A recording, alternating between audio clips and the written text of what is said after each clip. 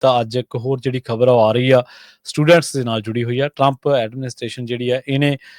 ਸੈਂਕੜੇ ਜਿਹੜੇ ਸਟੂਡੈਂਟ ਵੀਜ਼ੇ ਨੇ ਅਕ੍ਰੋਸ ਦੀ ਨੇਸ਼ਨ ਪੂਰੇ ਅਮਰੀਕਾ ਭਰ ਦੇ ਵਿੱਚ ਉਹਨਾਂ ਨੂੰ ਰਿਵੋਕ ਕਰ ਦਿੱਤਾ ਤੇ ਜਿਹਦੇ ਨਾਲ ਆਲਰੇਡੀ ਆਪਾਂ ਦੇਖਿਆ ਸੀਗਾ ਕਿ ਕਾਲਜਸ ਤੇ ਯੂਨੀਵਰਸਿਟੀ ਜਿਹੜੀਆਂ ਨੇ ਉਹਨਾਂ ਨੇ ਇਹਦੇ ਬਾਰੇ ਪੋਸਟਿੰਗਾਂ ਵੀ ਕਰਨੀਆਂ ਸ਼ੁਰੂ ਕਰ ਦਿੱਤੀਆਂ ਸੀਗੀਆਂ। ਹੁਣ ਕਹਿੰਦੇ ਕਿ ਔਰੇਂਜ ਕਾਉਂਟੀ ਦੇ ਵਿੱਚ ਇਹ ਜਿਹੜੀ ਗਾਜ ਡਿੱਗੀ ਆ, ਸਕੂਲ ਜਿਹੜੇ ਕਿ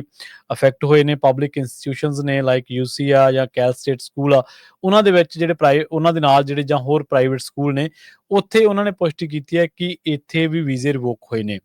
ਵੀਕਲੀ ਜਿਹੜੀ ਅਪਡੇਟ ਆ ਕੈਲੀਫੋਰਨੀਆ ਸਟੇਟ ਯੂਨੀਵਰਸਿਟੀ ਸਿਸਟਮ ਦੇ ਵਿੱਚ ਉਹਨਾਂ ਨੇ ਇਹ ਗੱਲ ਕਹੀ ਹੈ ਕਿ ਉਹ ਮੋਨੀਟਰਿੰਗ ਕਰ ਰਹੇ ਨੇ ਸਿਚੁਏਸ਼ਨ ਜਿਹੜੀ ਬਣੀ ਹੋਈ ਹੈ ਇਸ ਟਾਈਮ ਵੀਜ਼ਾ ਨੂੰ ਲੈ ਕੇ, ਰਿਵੋਕੇਸ਼ਨਸ ਨੂੰ ਲੈ ਕੇ, ਜਾਂ ਵਰਕਿੰਗ ਕਰ ਰਹੇ ਨੇ, ਉਹ ਕੰਮ ਕਰ ਰਹੇ ਨੇ ਵੱਖ-ਵੱਖ ਇੰਡੀਵਿਜੂਅਲਸ ਦੇ ਨਾਲ ਜਾਂ ਕੈਂਪਸ ਦੇ ਨਾਲ ਕਿ ਉਹ ਇਸ ਟਾਈਮ ਸਟੂਡੈਂਟ ਨੂੰ ਜਿਹੜੀ ਵੀ ਉਹਨਾਂ ਦੇ ਮਾਮਲੇ ਦੇ ਵਿੱਚ ਕੋਈ ਮਦਦ ਚਾਹੀਦੀ ਹੈ ਕਾਨੂੰਨੀ, ਉਹ ਉਹਨਾਂ ਨੂੰ ਜ਼ਰੂਰ ਪ੍ਰੋਵਾਈਡ ਕਰਾਉਣ। CSU ਸਟੂਡੈਂਟ ਜਿਹੜੇ ਨੇ ਉਹਨਾਂ ਨੂੰ ਪੁੱਛਿਆ ਗਿਆ ਹੈ ਕਿ ਉਹ ਇੰਟਰਨੈਸ਼ਨਲ ਸਟੂਡੈਂਟ ਸਰਵਿਸਿਜ਼ ਜਿਹੜੀਆਂ ਨੇ ਆਫਿਸ ਦੇ ਵਿੱਚ ਕਿ ਕਿਹੜੇ ਸਟੂਡੈਂਟ ਨੇ ਉਹਨਾਂ ਦੇ ਨਾਲ ਜਿਹੜੇ ਕੰਮ ਕਰ ਰਹੇ ਨੇ। ਇਹ ਵੀ ਦੱਸਿਆ ਗਿਆ ਕੈਲੀਫੋਰਨੀਆ ਸਟੇਟ ਯੂਨੀਵਰਸਿਟੀ ਦੇ ਸਿਸਟਮ ਦੇ ਵਿੱਚੋਂ ਕਿ ਬਹੁਤ ਸਾਰੇ ਸਟੂਡੈਂਟ ਨੇ ਜਿਨ੍ਹਾਂ ਨੂੰ ਪਹਿਲਾਂ ਪਿਛਲੇ ਹਫ਼ਤੇ ਐਕਟਿਵ ਦੇਖਿਆ ਗਿਆ ਸੀ ਪਰ ਹੁਣ ਉਹਨਾਂ ਦੀ ਕੋਈ ਸਰਗਰਮੀ ਜਿਹੜੀ ਉਹ ਨਜ਼ਰ ਨਹੀਂ ਆਈ। 70 ਸਟੂਡੈਂਟ ਨੇ ਜਿਨ੍ਹਾਂ ਦੇ ਵੀਜ਼ਿਆਂ ਉੱਤੇ ਇੰਪੈਕਟ ਪਏ ਨੇ 2025 ਦੇ ਵਿੱਚ। ਉਹ ਕਹਿੰਦੇ ਕਿ 6 ਅਪ੍ਰੈਲ ਤੱਕ ਐਟਲੀਸਟ 9 ਜਿਹੜੇ ਨੇ ਉਹ ਕੈਂਸਲ ਕੀਤੇ ਗਏ ਸੀ। UCLA last week California attorney general ਜਿਹੜੇ ਰੌਬ ਬੌਂਟਾ ਨੇ ਉਹਨਾਂ ਨੇ ਦੱਸਿਆ ਸੀਗਾ ਕਿ 100 ਸਟੂਡੈਂਟ ਇਹ ਜਿਹੇ ਨੇ ਜਿਹੜੇ UC ਤੇ CSU ਦੇ ਵਿੱਚ ਹੈਗੇ ਨੇ, ਇਸ ਟਾਈਮ ਪੜ੍ਹ ਰਹੇ ਨੇ ਤੇ ਪਰ ਉਹਨਾਂ ਦੇ ਵੀਜ਼ੇ ਜਿਹੜੇ ਨੇ ਉਹ ਰਿਵੋਕ ਕਰ ਦਿੱਤੇ ਗਏ ਸੀ, ਜਿਨ੍ਹਾਂ ਦੇ ਵਿੱਚ ਸਟੈਨਫੋਰਡ ਯੂਨੀਵਰਸਿਟੀ ਤੇ ਹੋਰ ਵੀ ਕਈ ਵਿਦਿਅਕ ਅਦਾਰਿਆਂ ਦਾ ਜਿਹੜਾ ਨਾਮ ਆ ਉਹ ਲਿਆ ਗਿਆ ਸੀਗਾ।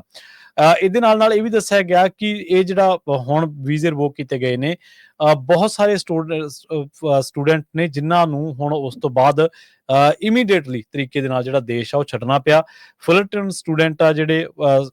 4 ਦੱਸੇ ਗਏ ਨੇ, 4 ਦੱਸੇ ਗਏ ਨੇ। ਉਹ ਕਹਿੰਦੇ ਕਿ ਹੁਣ ਉਹ ਮਾਈਕਲ ਮਾਹੀ ਨੇ ਇਹਨਾਂ ਦੇ ਸਪੋਕਸਪਰਸਨ, ਉਹ ਕਹਿੰਦੇ ਕਿ ਹੁਣ 4 ਸਟੂਡੈਂਟ ਨੇ ਜਿਹੜੇ ਨਜ਼ਰ ਨਹੀਂ ਆ ਰਹੇ ਤੇ ਉਹ ਕੌਮਾਂਤਰੀ ਸੀਗੇ, ਉਹਨਾਂ ਦੇ ਵੀਜ਼ੇ ਰਿਵੋਕ ਕਰ ਦਿੱਤੇ ਗਏ ਤੇ ਉਹਨਾਂ ਨੂੰ ਜਿਹੜਾ ਉਹਨਾਂ ਹਾਲਾਤਾਂ ਦੇ ਵਿੱਚ ਹੀ ਦੇਸ਼ ਜਿਹੜਾ ਉਹ ਛੱਡਣਾ ਪਿਆ। ਆਪਾਂ ਦੇਖਿਆ ਕਿ ਅਮਰੀਕਾ ਨੂੰ ਡ੍ਰੀਮਰਸ ਕੰਟਰੀ ਕਿਹਾ ਜਾਂਦਾ ਹੈ,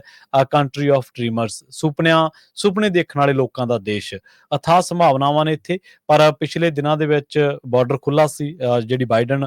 ਸਰਕਾਰ ਉਸ ਦੇ ਮਾਮਲੇ ਦੇ ਵਿੱਚ ਬਹੁਤ ਸਾਰਾ ਕ੍ਰਾਈਮ ਵਧਿਆ। ਉਸੇ ਮਾਮਲੇ ਦੇ ਵਿੱਚ ਫਿਰ ਇਲੈਕਸ਼ਨ ਲੜੀ ਟਰੰਪ ਨੇ, ਇਮੀਗ੍ਰੇਸ਼ਨ ਨੂੰ ਮੁੱਦਾ ਬਣਾ ਕੇ ਬਹੁਤ ਵੱਡਾ, ਤੇ ਅੱਜ ਆਪਾਂ ਦੇਖ ਰਹੇ ਹਾਂ ਕਿ ਬਹੁਤ ਵੱਡੀਆਂ ਰੇਡਾਂ, ਬਹੁਤ ਵੱਡੇ ਐਕਸ਼ਨ ਜਿਹੜੇ ਨੇ ਉਹ ਇਮੀਗ੍ਰੈਂਟਸ ਦੇ ਉੱਤੇ ਜਾਂ ਇਮੀਗ੍ਰੇਸ਼ਨ ਦੇ ਮਾਮਲਿਆਂ ਦੇ ਉੱਤੇ ਲਏ ਜਾ ਰਹੇ ਨੇ। ਜੀ।